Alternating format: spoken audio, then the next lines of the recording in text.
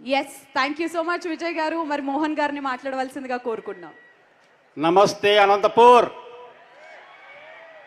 నా మాటలు వినపడుతున్నాయా? మీరు కాస్త పర్మిషన్ ఇస్తే 2 నిమిషాలు నా మనసులో మాట చెప్పుకుంటా. రాయలసీమ మాలూం తెరుక్కో, ఓ మేరా అడ్డా హై.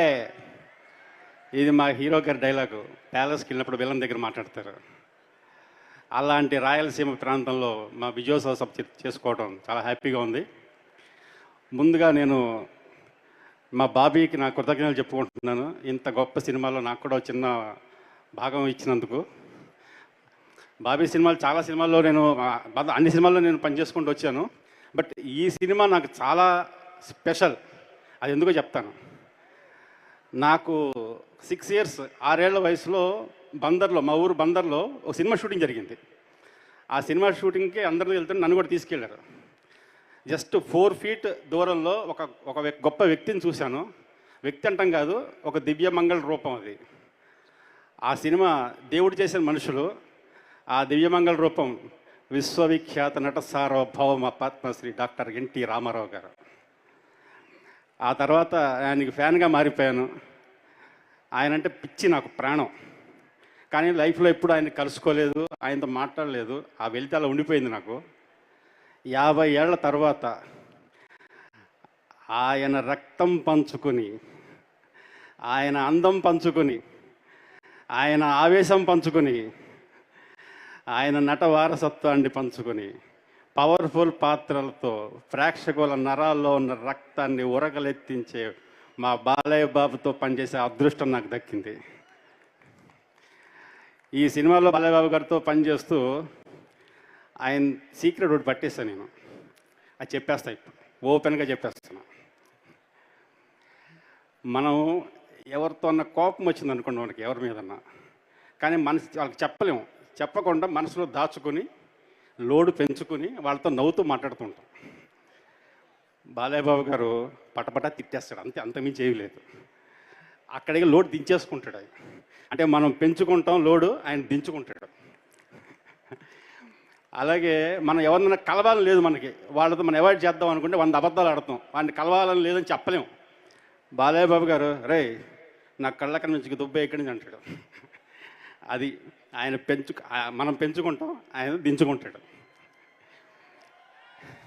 ఎవరైనా అందమైన అమ్మాయి కనిపిస్తే మనం నల్లగళ్ళద్దాలు పెట్టుకుని మెల్లకండతో ఐమూలగా చూస్తూ సైట్ కొడతాం. బాలయ్య బాబు గారు నువ్వు చాలా బాగున్నావు, కీప్ ఇట్ అప్ అని చెప్తాడు.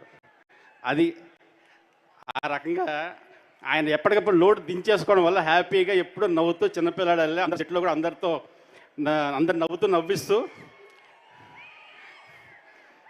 మనందరినీ కూడా అలరిస్తూ ఉంటాడు. ఇక సినిమా విషయానికి వస్తే, డాకు మహారాజులో ఫస్ట్ హాఫ్లో నానాజీగా కనిపించి చాలా సెటిల్డ్గా, హుందాగా, అవసరమైనప్పుడు ఎరగదీస్తా ఆ చిన్నపిల్ల ఏదో ఏజ్కి ఆయన కూడా దిగిపోయి, ఆయన ఆ ఏజ్లో ఆయన పిల్లాడేలా తిరుగుతూ చాలా అందరినీ అలరించాడు. అదే ఇంటర్వెల్ వచ్చేసరికి తెలుసు కదా మా బావి, డాక్టర్లో రకాలు ఉంటారు.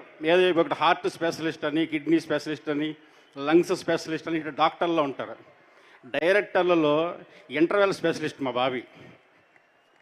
అంటే సినిమా అంతా కూడా బాధిస్తాడు, ఇంటర్వెల్లో ఒక మెట్టు ఎక్కువ బాధిస్తాడు.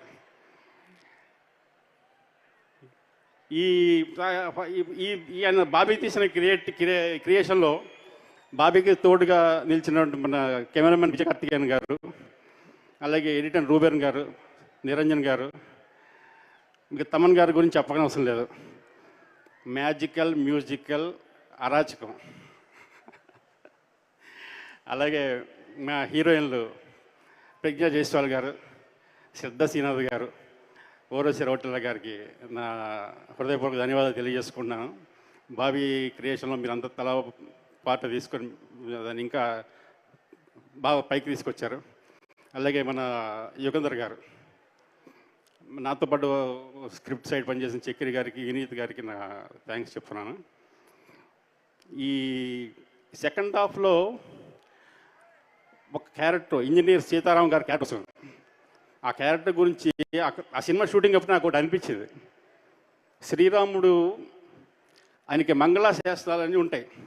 అందులో ఒక శ్లోకం ఉంటుంది. ఆ శ్లోకంలో ఒక పదం ఏంటంటే పుంసాం మోహన రూపాయ అని. అంటే శ్రీరాముడిని చూసి పురుషులు అంటే తపస్సు చేసుకున్న ఋషులు కూడా ఆయన ఇష్టపడ్డారంట.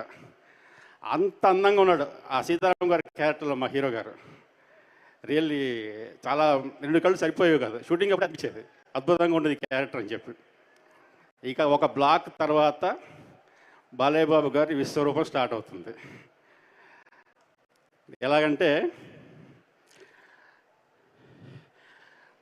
నన్న కాళ్ళ కింద నేల కదిలి ఒక భూకంపం వస్తే ఎలా ఉంటుంది, ఆకాశంలో నల్లటి మేఘలు గుద్దుకుంటే ఒక పిడుగు పడితే ఎలా ఉంటుంది, వృక్షాల్ని పడేసుకుంటూ వస్తున్న సుడిగాలు వస్తే ఎలా ఉంటుంది, అలాగే ఒక పోటు మీద ఉన్న సముద్రం కన్నెర్ర చేస్తే ఉవ్వెత్తున ఎగసిపడే ఒక కెరటం ఎలా ఉంటుంది, కణకణ మండుతున్న నిప్పుల వానలాగా, అగ్నిలాగా, బడబాగ్నిలాగా, పంచభూతాల సాక్షిగా పెహచానా ముझे డాకు Daaku Maharaaj. Love you all. Thank you so much Mohan గారు. ఇదంతా మనందరి సక్సెస్. సో ఎస్ అనంతపూర్, నాకు తెలుసు మీరు ఎప్పుడెప్పుడు మన బాలయ్య బాబు గారు వస్తే ఆయన మాట్లాడితే వినాలి అని ఎదురు చూస్తున్నారు అని చెప్పేసి. ఆ తరుణం మరి కాసేపట్లో రాబోతుంది. బట్ అంతకన్నా ముందు సార్ ఇప్పుడు వీడియో ఏంటో చెప్పము. ఇక్కడున్న వాళ్ళందరికీ ఒక very very very surprising video సిద్ధంగా ఉంది. ఆ వీడియో చూసాక ఆ వీడియో గురించి మాట్లాడుకుందాం. ఇంకెందుకు ఆలస్యం, ఆ సర్ప్రైజ్ వీడియో ప్లీజ్.